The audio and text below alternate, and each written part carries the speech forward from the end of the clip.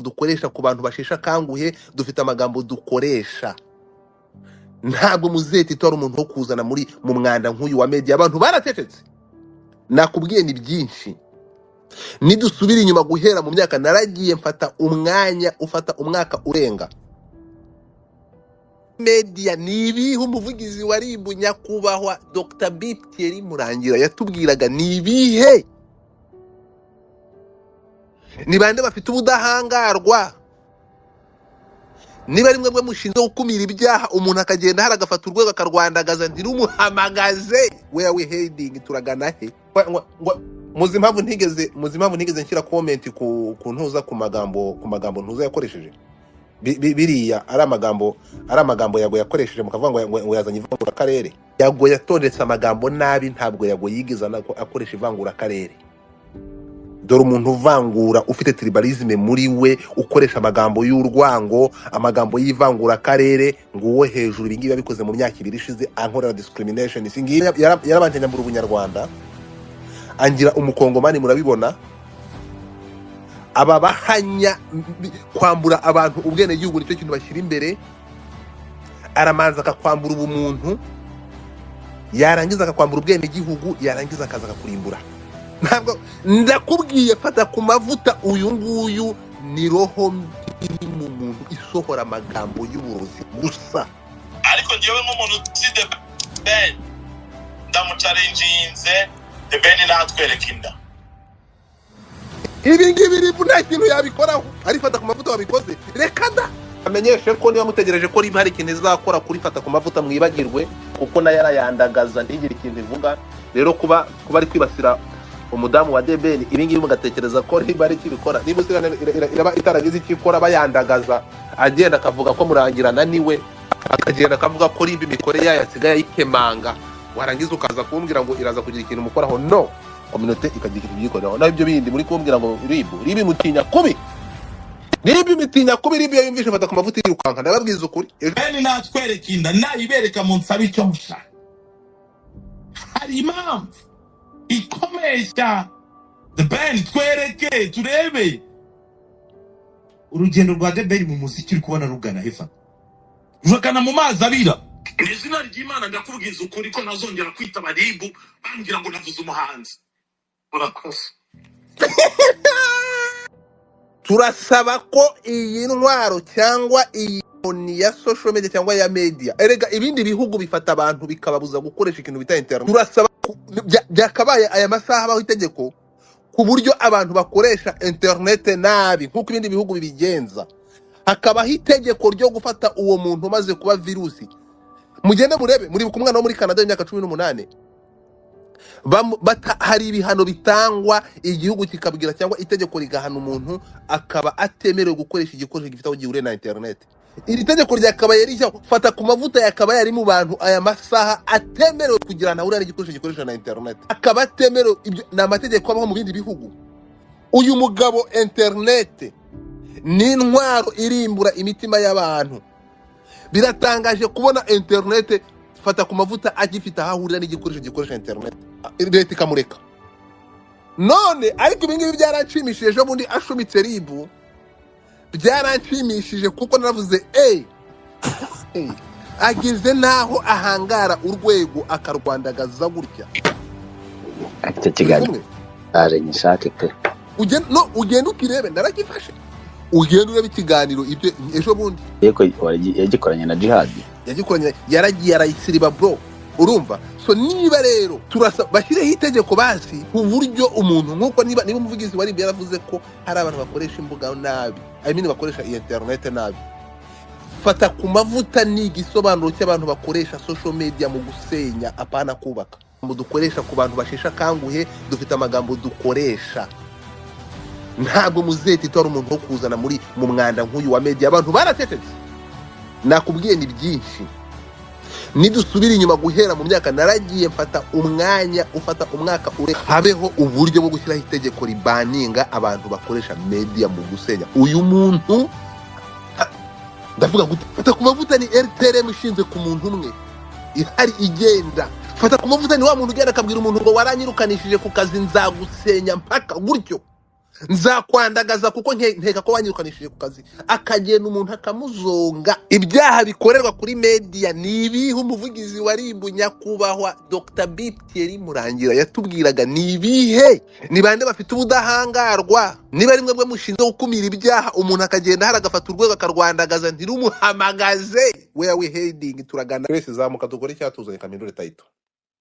Nabaherezaga itangazo n'ubumenyi n'inkundura igiye gutangira guhagarika virusi iri muri social media cyangwa iri muri media. Virusi nta yindi, ni ikibazo dufite cyitwa Fatakumavuta, icyorezo kimeze nka Ebola. So ntabwo rero ngiye kuba ngo tujye muri RIB ngo watanga ikirego. Ntabwo rero gutangirwa ikirego. Niba umuntu ashobora kuza hano agaturika akarira akavuga ati nagerageje kurega, mukuru wa debeni yaje hano avuga ukuntu araturika ararira imbere y'abantu magana, avuga ko azihorera azakora.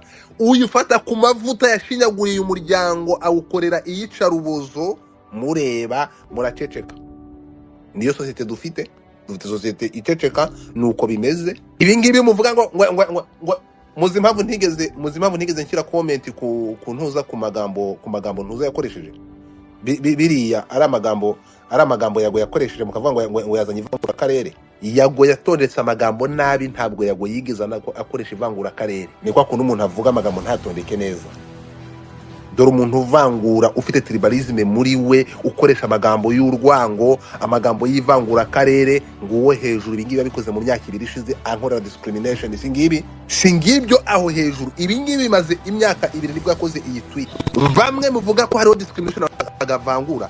Ivangura rirenze iri ni irihe? Ko ibi bintu yabyanditse ndababwiye yaragiye. Reka ndeke ibi ngibi byo kwibasira Medi, ndeke ibi ngibi byo kwibasira The Ben, kugeza havuga ko akeneye raporo ya The Ben akaza gusobanura. Ni ibiganiro kandi nabonye gasuka yabipostinze n'abandi bapostinze. Umuntu aravuga ngo akeneye ko umuntu aza.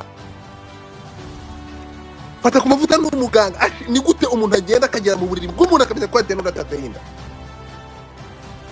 ariko ngewe nk'umuntu uzi The Ben ndamucalenjinze, The Ben natwereka inda.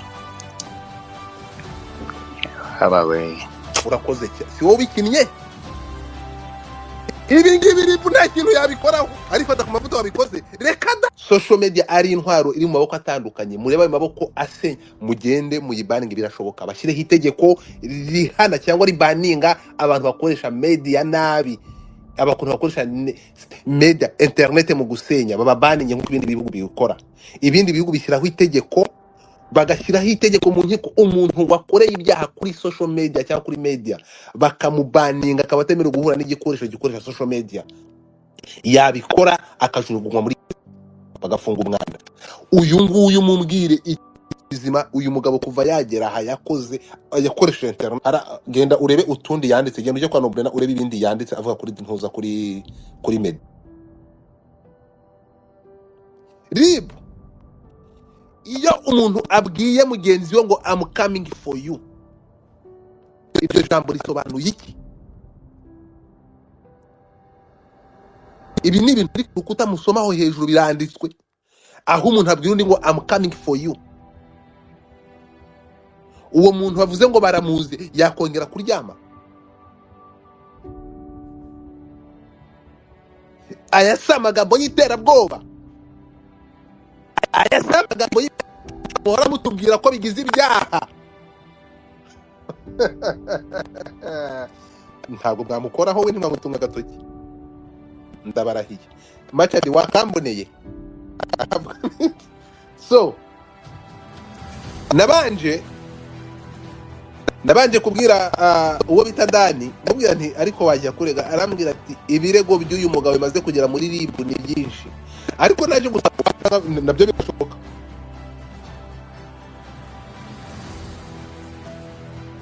Machadi wakabonye kamaze mpamagara umuntu mukanya tugiye kwinjira muri breaking news. Ndabona kuko n'abasara bona yantwaye. Ntabwo iyi ngiyi ariyo space ngiye gukora, ntabwo gahunda ari iyo space y'uyu munsi. That was no necessary. Ntabwo ari gahunda y'uyu munsi. Gahunda y'uyu munsi mukanya ndaje nyibahe abantu bakomeje kumbaza.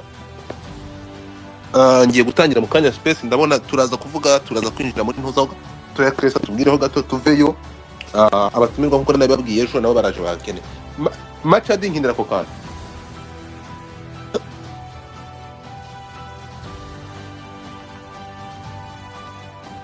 ndi kubwira urema uri kunyumva cyangwa nawe ntushobotse Machadi Michael birafunze kabutindi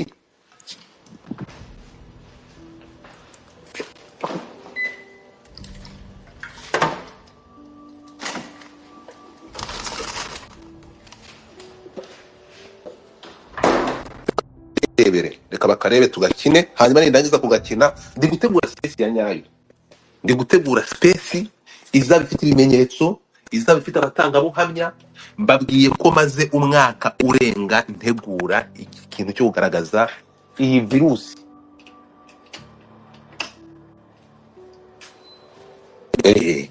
rero Machadi sagiye ati yagiye kugakina aragenda uyu nguyu nawe ntashobotse ese Chris ntujya telefone ebyiri harya wowe wamugani niko Chris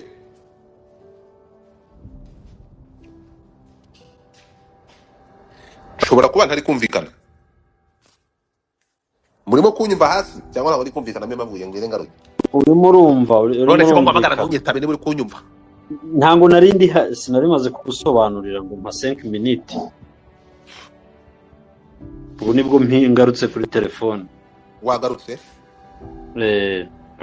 ya so gahunda nuko iteye reka mbamenyeshe ko niba mutegereje ko riba hari ikintu izakora kuri Fatakumavuta mwibagirwe kuko nayo yarayandagaza ntigire ikintu ivuga rero kuba ari kwibasira umudamu wa Debeni ibingibi mugatekereza ko riba ari kibikora niba usigana iraba itaragize ikikora bayandagaza agenda akavuga ko murangirana niwe akagenda akavuga ko riba imikore yasigaye ayikemanga warangiza ukaza kumbwira ngo iraza kugira ikintu mukoraho no n'uburyo namaze gukusanya abantu uyu byose tukazana ngaha uyu muntu isika muno community ikagira ibintu byikoraho naho ibyo bindi muri kumbwira ngo ribi mutinya kubi ribi yumvishe Fatakumavuta irukanka ndababwiza ukuri ejo muri yarayishumitse iramureba ngo bajye bamuhamagara bakamuganiriza ndi kubabwiza ukuri niba ari abantu ribi tinya Fatakumavuta kurusha n'ibindi byose bibaho namubonye ayandagaza ntakigeze bikoraho kina ko kantu Machadi niba wagarutse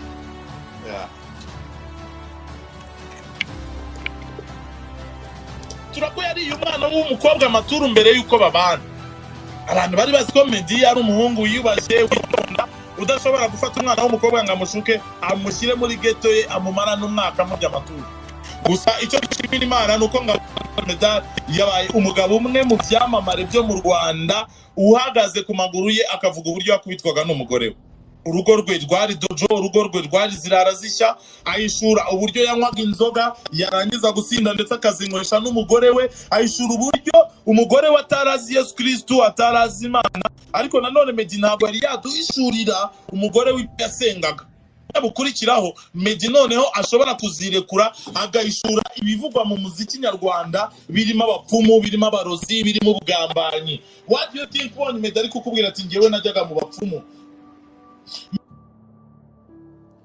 ahangaha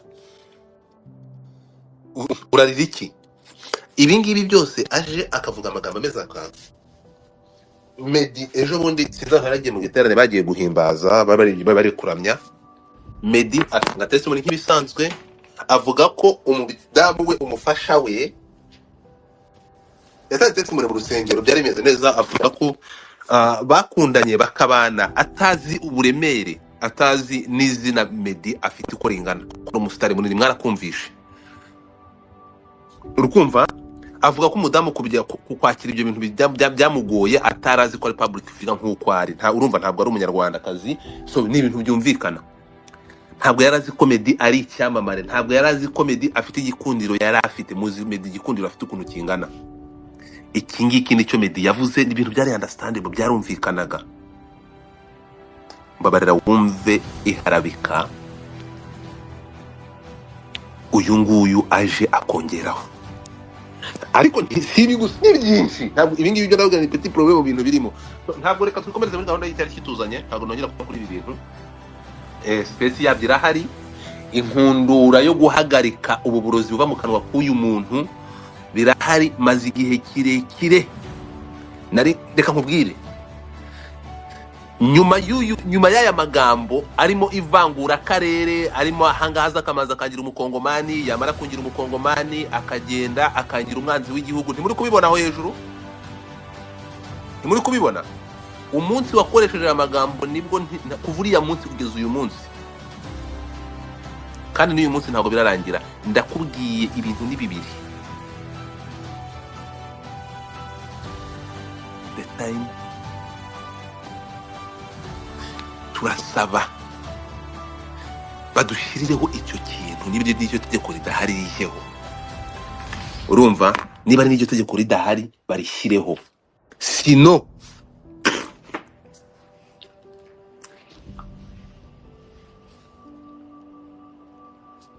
Chris twagiye ngo bimeze yes, usebanya kugira gute ntango ari icyaha kiri penali. Urwego rwibwiriza gukurikirana rubikurikirana iyo hari uwatanze ikirego, hanyuma nabwo keretse iyo habayeho kwibasira cyangwa kwinjira cyangwa ibindi byagira icyaha kindi. Ariko iyo ari ugutukana, kwandagaza, gusebanya, bitangirwa ikirego mu rukiko, hanyuma uwarezwe mu rukiko akitaba. Donc niba mbyibuka neza koko iryo tegeko ryigeze kubaho igihe, nibuka ko hari igihe bavuga kuri ibyo bintu naza no kuza kubireba, n'igihe bavugaga kwibasira cyangwa kuba wakwandagaza perezida wa repubulika n'ibindi byose, hari ukuntu bivugwaho. Ariko igihe hari gusebya umuntu, kumutuka, kumwandagaza, kugira gute, igihe hari kiri clear, ntanga urwego rw'ubugenzacyaha rwibwiriza, ahubwo ni ikintu kiregerwa n'ugifiteho inyungu, ni ukuvuga ngo n'uwasebejwe. Keretse iyo hajemo noneho ibikangisho, igikangisho cyo ahubwo aho ngaho waregera ribu, ibikangisho biregerwa ribu.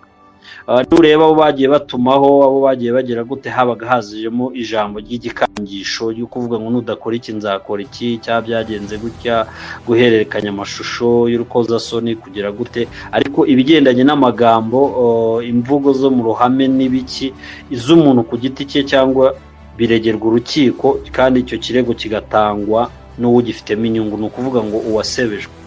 Ako kantu ndumva nkasomye neza rwose ukuntu yakadusobanuriye muri iyo groupe mbamo. So ngira ngo ariko Abdul n'umunyamakuru arabizi iryo tegeko baranaribahuguye, mbonye na manager Muyoboke yaje. Ni ukuvuga ngo hari uburyo bimezemo. Reka turebe rero uko bimeze. Gusa umwe mu bandagajwe na Fatakumavuta cyangwa mu bavugwa na Fatakumavuta, example wowe ubwawe uhari cyangwa udahari, wemerewe kubwira metre wawe agatanga ikirego mu rukiko akitaba. Iyo kimuhamye arahanwa rwose, harimo gufungwa biri hagati y'amezi 6 kugera ku myaka 2 n'ibindi harimo nibukaho neza. Gusa nkawe guhamagara mu rugo, gukoresha ibikangisho, kugira gute, icyo cyo biba byinjiye muri penal. Donc hari ibyaha biba bibiri, hari ibyaha nshinjabyaha ari nabyo ribu igerageza gutahura, gukumira no kugira gute, hakaba n'ibyaha bindi bireba inkiko mbonezamubano, iby'ubucuruzi n'amahugu, ibintu nk'ibyo ngibyo. Sindi umunyamategeko, ni ibyo numvisha. Murakoze. Niba nta wundi ucyunganiraho ukivugaho cyangwa ntabwo space iraba, ntabwo nuko kari kanyuzemo, ntabwo ari cyo cyatuzanye. Urabizi ko twafite space indi tugiye kuvugaho, urabizi ko twanabivuganyeho. Abo reka mamagarira ntuzahitaza kuko mukanya ndaje mpite nyivimuzi. Abantu twari twavuganye ko ni birebire, reka ndaje mbakinira utundi imbere yuko mpava. Ndaje mbakinire ibindi imbere yuko mpava. Ikintu ngewe kimwe cyandiye kikanshengura umutima, kikomeza kunkorogoshora. Urimo kumva? Nukuntu nabonye abantu ngo yagongwa ngo afite ngo mwagiye mureka. Hanyuma aya magambo uyu mugabo yanditse, aya ngaya hano amanza gukora discrimination, akora ivangura akarere, akabanza akanyita umukongomani, singibi akavuga ukuntu ngo ndahunze, singibyo aho hejuru. Yego, soma iyo message iraho hejuru kwanza mbere yuko nza nkwereke. Ganza mpera hangaha yanditse. Yisome soma n'uwa yanditse. Iyi ngiyi ni kubereka ko kuva uyu munsi ijoro n'amanywa nakusanyaga amakuru ava mu kanwa k'uyu mugabo ameze nk'ubumara bw'inzoka. Ni ukuvuga ngo inkuru yanditswe na Fatakumavuta, sindimo ndeba itariki ngira ngo wakoze screenshot igice, ariko handitse ngo Ganza Safi wise Godfather I'm coming for you. Ahita ashyiraho sinye y'ingagi nk'uko akunda kwita ingagi nkuru mu murwa, kuva Kongo uza KGL ubwo ni Kigali hinye, ucapanya kugeza wuriye indege muri UG byari byose ubwo ni Uganda, declaration y'ibinyoma bisebye igihugu wakoze ugezeyo n'ibindi utibukaga byose biri muri agenda yanjye. Pay attention. Anga yaramaze kujya gutera famiye ubwoba.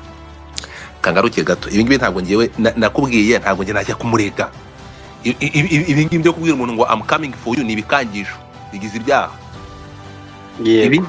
Sibyo, ntabwo ngiye najya kumurega. Yego. Urukumva? Ariko urabyemerewe. No, niba umuntu akubwiye ngo I'm coming for you. Ashobora kubaza cyo kukwica ibi ngibi ni ibikangisho. Ahangaha ariko biraterwa ibi ngibi ibyo ni ubujiji. Nekereza ko ari ubujiji bukabije, ntabwo akoresha amagambo ku karubanda utera umuntu ubwoba ko umuziye. Ibyo ngibyo tubyihorere. Ntabwo ibyo ngibyo kose iyi machine kutafunguka. Urimo kunyumva? Reka maze ifunguka. So ibyo ngibyo tubyihorere rero. Ngewe ahantu nabonye ko ndavuga ntereka reka. Ejo bundi yafashe riba yifatira ku gahanga ndavuga ndapfuye mva ngo Bangabire yakoze kuri Beni nabonye ari ibintu bibe. Rega hari burya tujye tuvuga ukuri, hari uburyo ubuzunguzayi bwashize mu bintu byose, ubukariteri burashira, ariko buragenda social media zizamura abakariteri, zizamura abazunguzayi, zizamura abaki. Izi social media nge nkunda kubibabwira ngo zizadusaza, ukagira ngo aho umuntu ava hirya iyo ngiyo yenda si uwo nguwo mvuze, ariko umuntu akaza ari umuboyi aka-influence ugasanga societe docteur cyangwa umuntu ufite PhD cyangwa umuntu ufite inyenyeri asigaye ajya ku rubuga ngo kureba runaka. So uwo muntu rero urumva hari urwego rw'ubuzima we yarasimbutse agahita amera nk'uguye mu mavuta ashyushye, bimusaba kuba icyuma gikomeye, kandi icyuma bisoza gikongotse nyine at least. Zare icyuma kirakomera ariko kigiye mu mazi kirwara umugesi kigashira. So bariya abatipe rero ubu ngubu we aho ubu nonaha urimo uramuvugaho, ariko aho yicaye se yakagacupa aravuga ati aha anahamagaye sheri madame ati sheri wabyumvishe ko noneho nagarutse ingagi nkuru mu murwa yagarutse. Nukuvuga niyo mayindi nizo ntuza zihari, hari ubukariteri bwinshi bwihishe kuri aba bantu bakoresha social media n'ibiki simbizi. Cya kiganiro yagikoze kuri platform ye, cyagikoze muri radio ifite umuyobozi. Ibya radio nabyo bizagarukwaho. Ngewe reka nkubwire Jado, uzanyumva cyangwa urabyumva, ibintu ni bibiri. Jado menya ko ibyo umuntu